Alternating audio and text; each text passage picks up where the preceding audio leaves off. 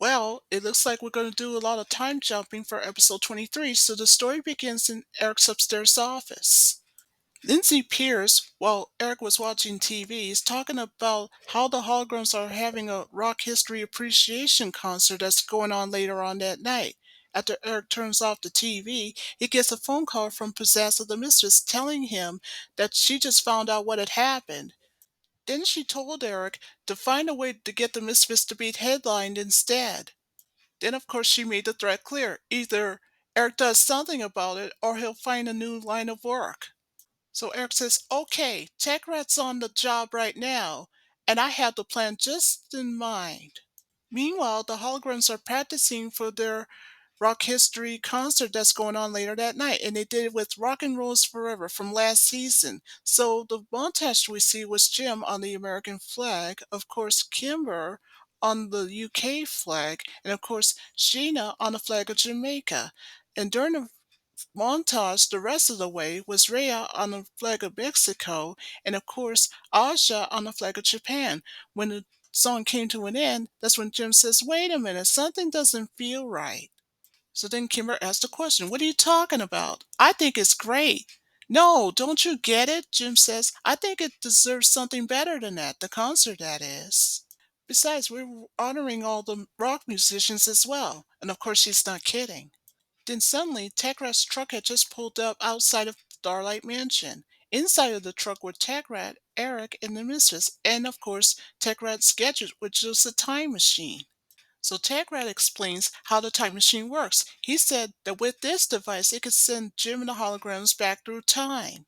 So even though Pizzazz the Misfits disagrees with that idea, but Eric tells her not to worry, that with Jim out of the way, you'll be in the Rock History Appreciation Concert in no time, in a week, along with their bandmates. And why is that? Because that's part of the plan.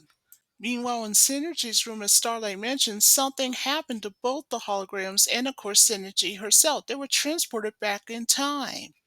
Back in Techrat's truck, someone else had appeared in the back of Techrat's truck. It's Catanza, and she's looking for someone named Wolfie, which is referred to Wolfgang Amadeus Mozart. We're about to meet him in just a minute. So when Eric asked Techrat what was going on, that's when Techrat accidentally let slip to say, oh, I forgot to tell you, there's a tiny little mistake I forgot to tell you. When someone or something goes back into time, that means someone else is transported to the future. When Contenza found out that she's transported to the future, she passed out. Meanwhile, back with the holograms, they are now transported to Vienna, Austria of 1781. You've heard right, 3 centuries ago. And of course, if they're not mistaken, they're now inside of the house of the famous musician. Wolfgang Mozart, as history told us, is said to be the most historical musician of all time until he passed away. Well, good news, Synergy can still hear Jerga even though she's transported somewhere else, while the holograms are transported into Mozart's house. So when the holograms looked at the town crier at the window saying that there's a concert coming up that will be performed by Mozart himself, now that the holograms knew where they were, however, Shayna goes first to speak in her case to say, but this is impossible. How can this be? Well, even so, Jim says, since as long as we're here, we might as well dress up. So that's what they did, with a little help from Synergy, of course. So all of the holograms are dressed up into something out of 1700s, of course. But then suddenly a stranger came out to meet the holograms. It's Wolfgang Mozart, the famous musician. As you may have guessed it, Wolfgang was looking for Katanza, who, unfortunately, unbeknownst to him, is in the future. As you may have guessed it, in real life, Mozart was married to Candasa, but not in this case, although he's engaged to her, so he was more than glad to introduce himself to the holograms.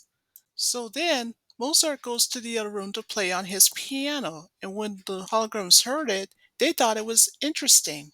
So when the hologram came into the next room, that's when Mozart made an omission with the holograms to say that there's a guy that was his rival.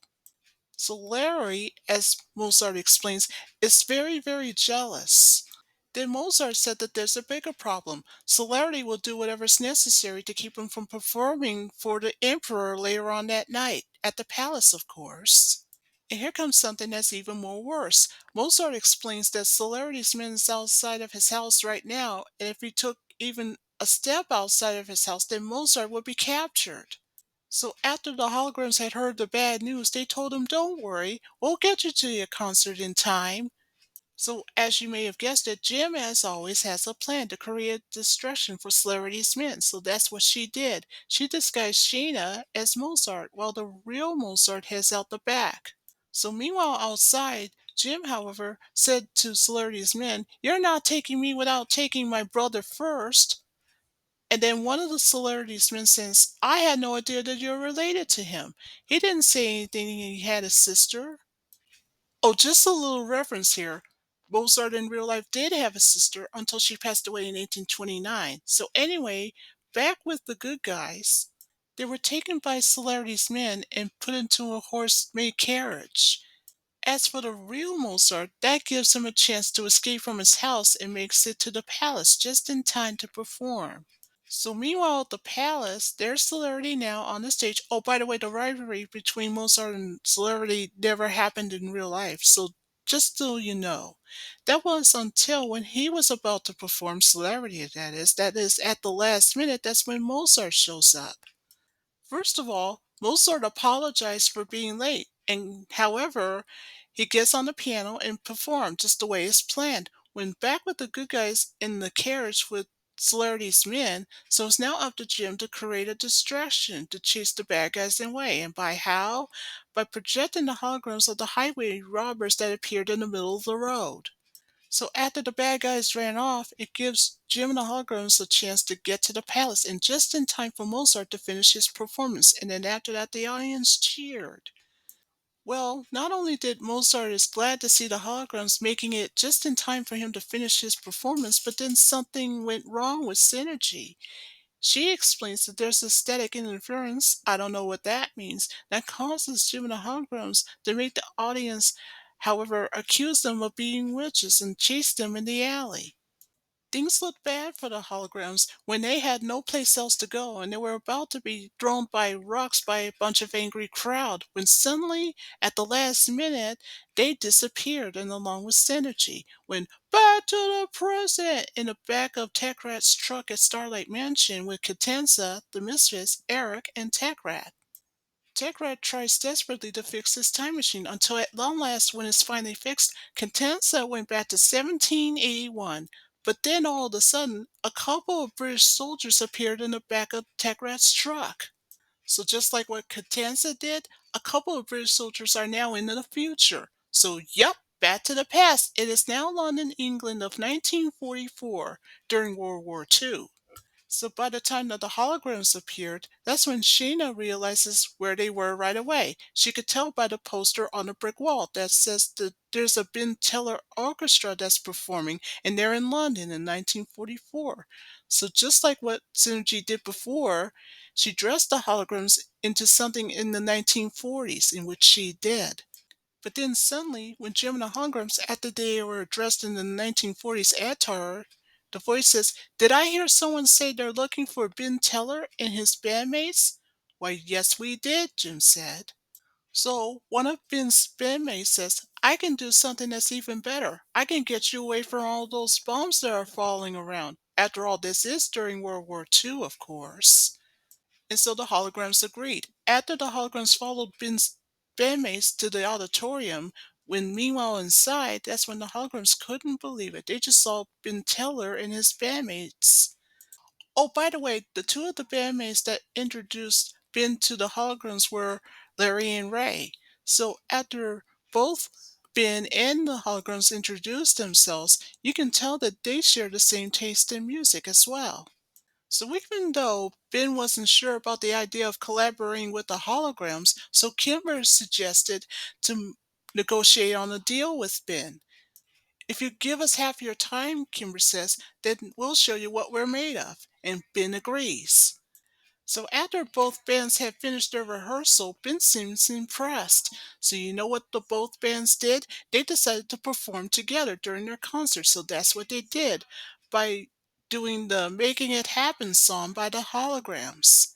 It was during the song that we see Uncle Sam marching with an American bald eagle on his shoulder. So after the crowd cheered and the song came to an end, that's when the bomb raid alarm went off.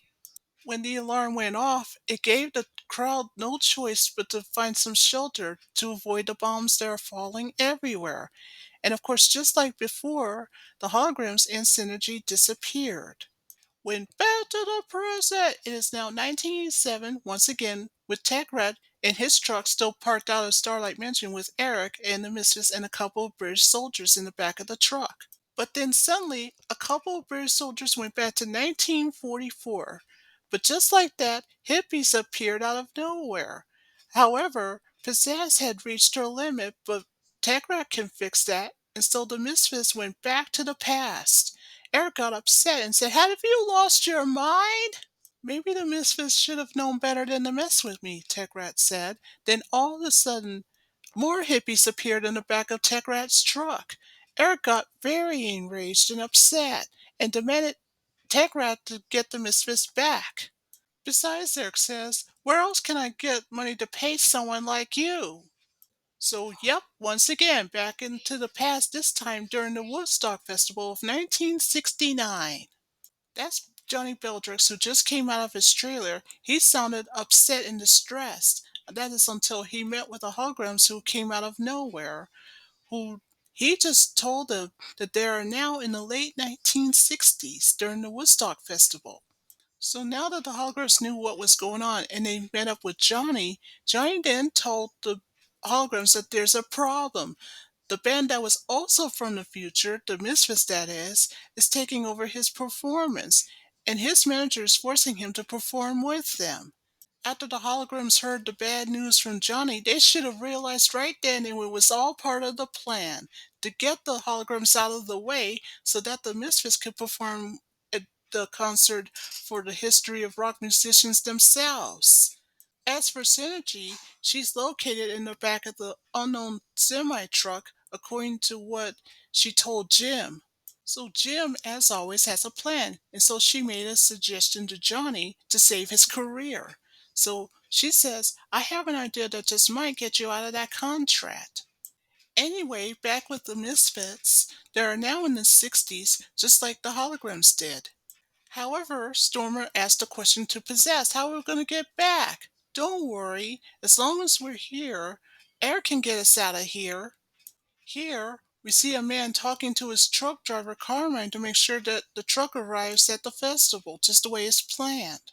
So, after that, he told the Misfits, the same guy that was talking to Carmine, his truck driver, he says, "With the new light box and you girls on stage, who needs Spellrix anyhow?" So back at the festival, Johnny and along with the holograms and Jim show up right backstage. The Misfits were surprised because when they looked over their shoulders and saw that the holograms and along with Johnny had arrived, they said, "What are you doing here?" "Well, Pizzazz," Jim says, "I was about to ask you and your bandmates the exact same thing."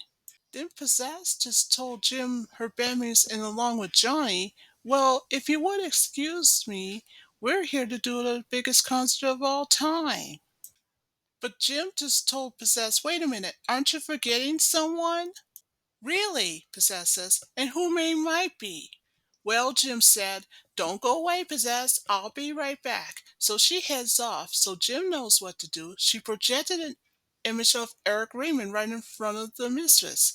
That's right, Eric Raymond from the future, to tell them, "Don't forget, you and your girl signed up with me." Oh, I forgot to tell you, the guy that was talking to Carmine, the truck driver, earlier is named Jasmine. So when Eric appeared out of nowhere in front of the Misfits, they couldn't believe it. When Jasmine found out that the Misfits had signed up with Eric Raymond from the future, he got upset and then asked this question: "Why didn't you just say so?" So then Jasmine told the Mistress, "That settles it. I've reached my limit. You're no longer performing in this festival." So you know what this means. Beldrix decides to perform after all. So before he got up on stage, he told Jim, and of course the holograms, "I don't know how you ladies did it, but you saved my career. Thank you." And Johnny kisses Jim on the cheek and he went on stage just the way he's planned. So, as Beldrix performed on stage, the Misfits were humiliated and defeated. And just like what the real Hendrix did back in the day. He played the Star Spangled Banner on his guitar. Meanwhile, Mr. Jasmine meets up with Carmine, his truck driver, to bring down the lightbox, which is, of course, Synergy herself, to be shown in front of the audience, of course. Pizzazzo the Misfit saw what had happened and got upset with Mr. Jasmine. She shoved him and Carmine into the drum kit backstage. Back with Synergy, she was about to be lowered onto the stage for the first time in front of the audience. The audience oohed and awed and everything else. They'd never seen anything like it until finally, at the last minute, just when Synergy was about to be lowered on the stage, she, the holograms, and the Misfits disappeared. Then back to the present. It's 1907 once again in the back of Tech Rat's truck with Tech Rat, Eric, and a bunch of hippies. Until finally, the hippies that were transported to the future went back to the 60s. And then the Misters appeared back to the future. But they're not the only ones who are back. Synergy and the holograms went back to the future too, this time in Synergy's room of Starlight Mansion. However, there's good news. Synergy got her powers back now that she and the holograms are back to the future. After everything that the holograms had been through, Shayna couldn't help but think to herself, is this for real or are they dreaming? That's when Asha says, even if it was a dream or if it were real, we can't tell the audience about this. We'll be years explaining it. Or worst of all, the audience can lock us away. When back in the back of Tech Rat's truck, Eric is not only happy to see his band back, but his band decides to turn on Eric to tell him everything that they've been through since 1969 when they went there. But frankly, Eric tries to deny it and says, you girls have been through so much. Then Pizzazz of the Misfits told Eric, we could have been performing at Woodstock, but it's now ruined thanks to you. So long story short, guess what Pizzazz did? She took matters in her own hands to use Takrat's machine to transport Eric back in time. And guess where he ended at? But by surprise, by the time that Eric went back in time, something was transported to the future in the back of Takrat's truck. It's a dinosaur. So back with Eric, he's now appearing in 66 million years BC, the time that when dinosaurs ruled the Earth. And by the time that Eric saw the gigantic dinosaur that's coming his way, he ran off and screaming, asking Tagrat to help him. Back to the present in 1907 once again, this time with Tagrat, the Misfits, and the baby dinosaur that was transported to the future. He was wrecking everything in the back of Tagrat's truck. Pizzazz told Tagrat, well, don't just stand there, do something.